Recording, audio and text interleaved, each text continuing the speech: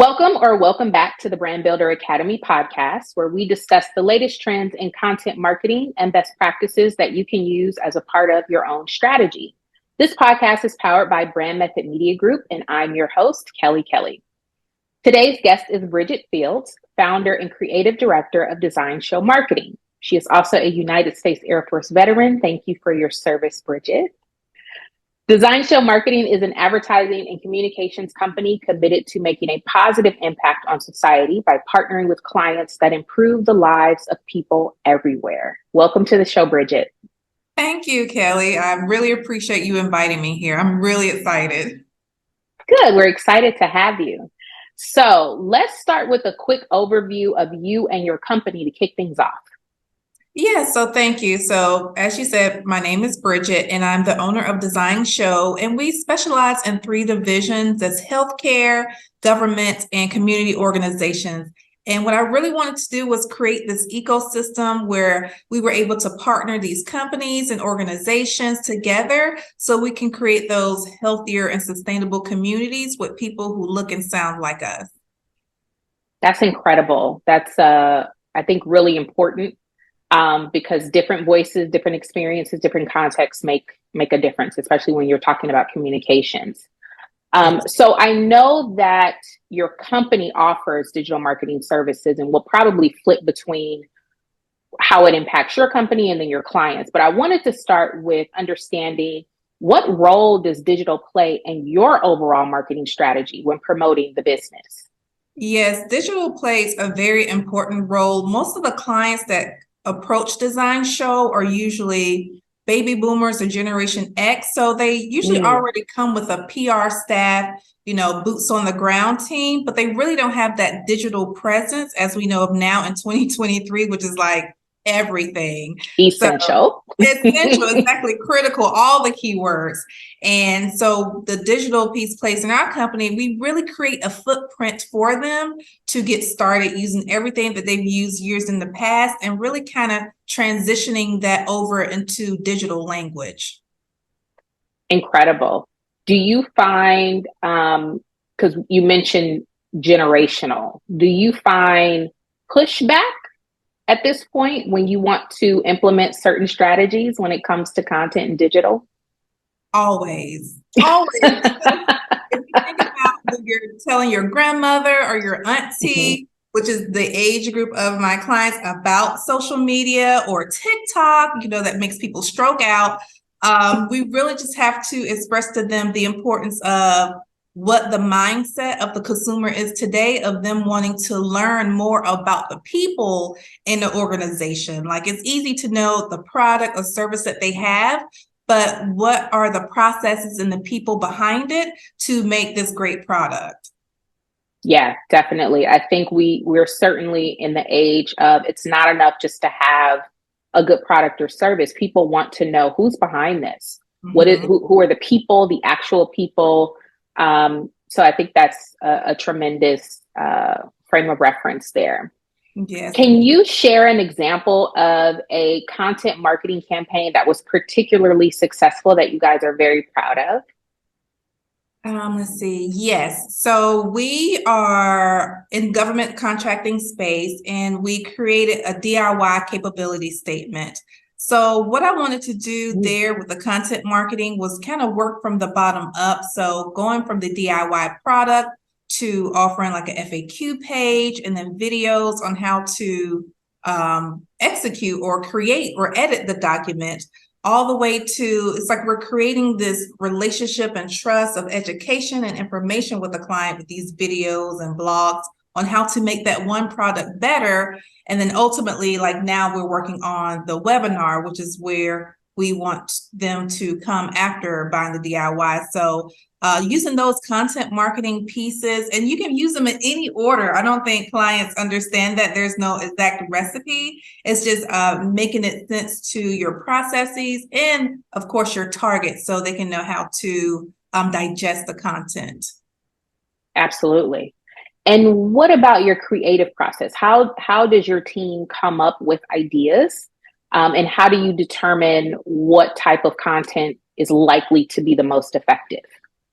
Yes, the great thing about our team is that when I bring them in, it's important that, first of all, we have the same vision in mind, because that's going to help with anything and everything that we do. We're all starting on the same page.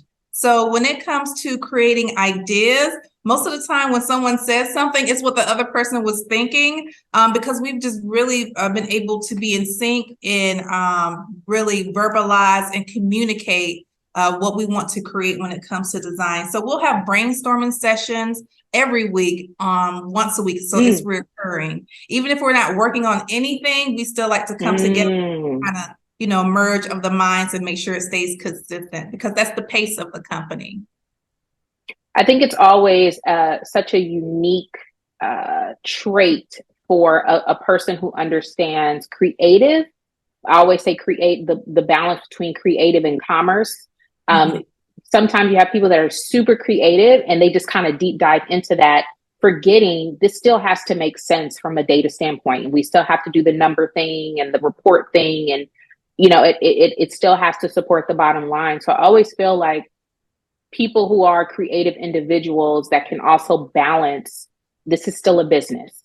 And we can start off shooting for the moon, but we still have to come down to something that is going to support the goals of either our company or the client's company. So I think that's a tremendous team to have if you have that. Absolutely. And then, just filling in the yin to the yangs of everyone in the group. So when people come in, and even with myself, when we have meetings like weaknesses, I almost kind of start with that, because I don't want people to be afraid of it. If anything, it's something that we like to use to make us stronger. So once I really learn about everyone and their weakness, then I can kind of pair those off or hire somebody that complements that and just make, a nice fluid ecosystem, which is the key word of the day, within the company. So that really helps, because I can't think of everything, Kelly. I can't. No, not everything. So I want to talk about probably the hot topic on everyone who's in marketing and beyond. How are you guys dealing with AI? Are you integrating it into your processes? Are you recommending it to clients, or are you very much like, no, let's stick with the old school way? I love AI. I love it. And we actually started using it last year with Jasper. And so you remember that, and we were kind of playing on it then with generating paragraphs. And then when GPT came out, everybody was that just exploded. So instead of trying to harness it all in the company and be like, this is how you use it to make marketing, I started to see that the clients were using it, but improperly, because you have to know what verbiage to feed it. And if you're a client who doesn't know how to communicate your company, like such as in an elevator pitch, then the AI is not going to help you either. It's just going to spit out different words that you just put in there.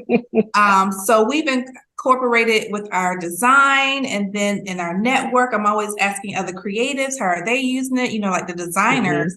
They're really taking off with it, as far as like creating these amazing images that you can't find in stock photography. How limited that is, especially with a company like mine who focuses in underserved communities. So it's a lot of Black and brown people images that we use and need. Very hard to find, as you know. So being able to create those specific images has been really helped us to connect again with people who look and sound like us, because now they can see it on the ad. So I love it. Absolutely love it. Yeah, I totally agree. I'm a big listener on social, whether it's the business groups on Facebook that I'm a part of, and then of course LinkedIn, and my network is a lot of marketers, but then also a lot of people who aren't in marketing. And it seems to be, you have some groups of people that are they're not going to give into it. And I think that's a dangerous game to play. You can, like you said, you can harness it for you can use it in a certain way that isn't just cheating or whatever misconception people have of this. But to your point, and this is what I always stress to people, it's what it spits out is only as good as what you put into it. Right. So I feel like in the next 5 years, we'll start to see job titles that are somewhere along the lines of like prompt writer, ChatGPT prompt writer, or something to that effect. it'll at least be a responsibility because you still have to utilize, at least right now, utilize an experienced content marketing creative brain to put together a prompt that's going to yield something worth using. And even still, it needs to be edited. You know what I mean? Like the power is tremendous, and we've used it, and it's a great starter, as I say, but you still have to edit it. I've not used ChatGPT or recommended anyone else use it to where whatever you put in, even as good as the prompt may be, you just use that out the gate. I think that's a little weird. So it still takes a human touch and expertise. But I am not of the mindset of no, like we need to stay old. I'm like, guys, the train been left the station. Right. This is futile. Tech, and especially in the healthcare field, because my doctors, they thought they can just, go off and use it. But when it comes to healthcare, because I have a provider and he specializes in women's health, and that's definitely a tone of voice when you're speaking to women about personal issues. And GPT chat doesn't know that. And then especially like with fibroids, right, which is mostly African-American women between like 30 and 50. And that's definitely a type of tone and voice and feel in the verbiage that GPT could not generate. So after, we create like a brochure for fibroid treatment, we still had to interject that patient care into it. Yeah. No, I absolutely agree. And then I wanted to, so this, as you know, this is a new show. We had a podcast before. This is sort of a reinvention of it. And one of the things I really wanted to focus on is providing some sort of action item, a takeaway. I think we have a lot of podcasts that I'm a huge fan of. There's a lot of pontificating, a lot of thoughts and this, that, and a third, and some key takeaways. But I want one of the core things of this podcast to be a key takeaway, an action item somebody, once they're done listening to the show, can take. So what is one key content strategy you would encourage? I know your focus is government, healthcare. What is a key content strategy you would encourage an organization like that to take today? Yes, definitely. LinkedIn is a gold mine. I absolutely love LinkedIn. So reintroducing yourself or your company on LinkedIn consistently is definitely a consistent piece of content marketing strategy that I suggest. So do it once a week, because you may think, oh, we told you. Yes, you did. But as you know, Kelly, it's not 7 touch points anymore. It was like 22 the last time I checked. And that was years ago. So it could have went up even more by now. So once a week, let people know exactly who you are and what your company does. I think that's a great tip. It's a simple tip that anyone can do regardless of their industry. And it's something that I think we default to like, well, I don't want to repeat that. I just posted that. And it's like, people probably didn't see it. They probably did. Even if they did, they forgot. And we're going to keep reminding you. They forgot. Coca-Cola keeps reminding us, about that same soda.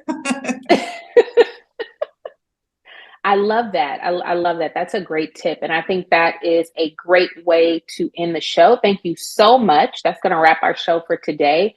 Thank you to our incredible guest, Bridget Fields, founder and creative director of Design Show Marketing. We'll have contact information for Bridget in the show notes for anyone who wants to get in touch with questions or business inquiries.